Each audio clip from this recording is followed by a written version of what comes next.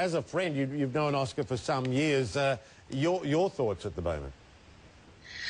I mean, he's obviously had a really, really rough week, and I'm happy that he gets the chance to go home and to his family and I think just rest up. I think it's been incredibly traumatic for him. Now, I don't know if you've been in touch with the family. I'm not sure that you have, but just outline the Oscar Pistorius you know.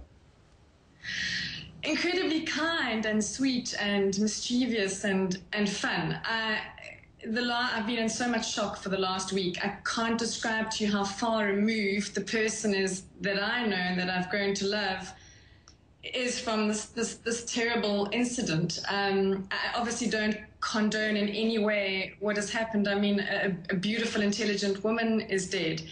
But I also find it very hard to believe that this was a malicious act. You know, invariably, focus is going to be on Oscar Pistorius, given his celebrity. But I understand you knew briefly Reva as well. Will you talk about her? I got to work with her on a couple of occasions when I lived in Johannesburg a few years ago as a model. She wasn't a close friend. However, I have friends who are incredibly close to her.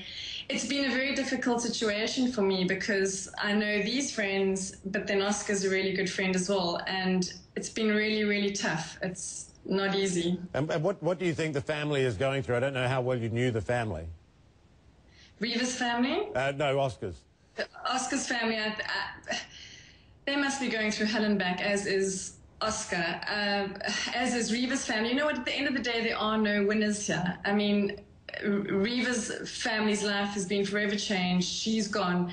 Oscar's life is now forever changed, as is his family's. It's just a horrible situation. Give us a sense, as a South African, what this whole tragic event has meant there to South Africa, the sort of psyche, if you like, the community, the social fabric there, which has been rent by so many other incidents recently of violence, sexual violence, and the like. What is it like to be a South African these days?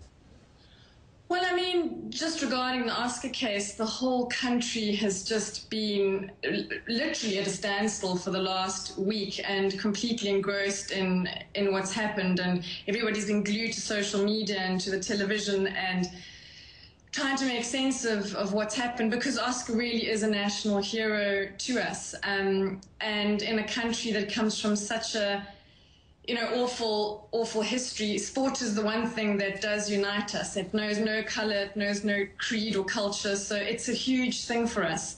As far as crime's concerned in South Africa, and I'd like to explain this to some of the foreigners that are watching, it's not the safest place in the world.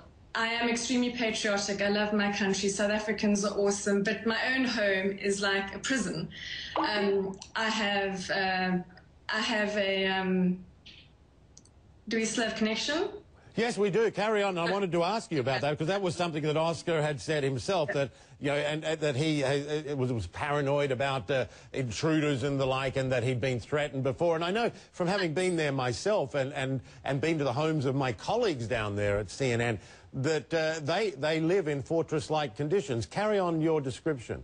Yeah, I mean, you know, his version of events isn't as far-fetched as what people think it is. I mean, when you're terrified in a situation where you think there's an invader in your home, you don't start going through all the realistic things, check this, do that. You literally go into survival mode. I mean, like I said, my home is honestly like a prison, and I'm not even one of the neurotic ones. I like to live fairly freely. I have a slam lock security door on my bedroom door, which is locked at night. I have an alarm system and beams and panic buttons, and I know to some people that might really sound like overkill, but it really isn't. And to give you an idea, the property that I live on has 5 homes on it, and we've had 4 armed robberies or 4 armed break-ins in the last 9 months. So this is what yeah. No, carry on. I think it is instructive for a lot of people to get a sense of what life is like there. For people, it's not the whole country, and it's not every town and city in South Africa, but in Johannesburg in particular, the level of crime, it's not just the amount of crime, but it's the violent nature of it, isn't it? Exactly, and it really just has been on the increase over the last couple of years. I really think the government has lost complete control. As I said before, I'm incredibly patriotic and I love this country, but it just isn't safe anymore. I mean, I got home fairly late last night from an airport run, and I honestly was fearful. I kind of opened the security gate and look around me and drive in, and you're kind of in this constant, it's this constant sort of fear. And it's not great, but that's really how a lot of us live. And carjackings in South Africa are fairly common too. And is this something that follows you around during the day? This sort of, well, not paranoia, genuine fear? Yeah, they're more common in Johannesburg. There are not too many carjackings in Cape Town, but pretty common in Johannesburg and pretty violent as well. Some people usually get shot at, some people get killed for their cars. Finally, your final thoughts when it comes to Reeva Steenkamp. Again, we don't want to lose sight of the fact that somebody is dead here. I know.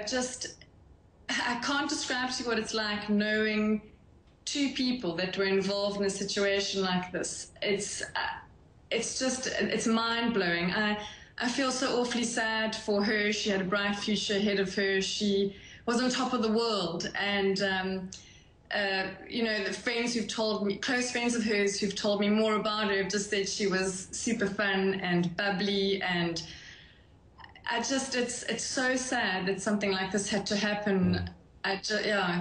It's really awful. I feel terrible for her family. Vanessa, I really appreciate your time. Vanessa Haywood there joining us to discuss Oscar Pistorius and Reeva Steenkamp and life in general in South Africa.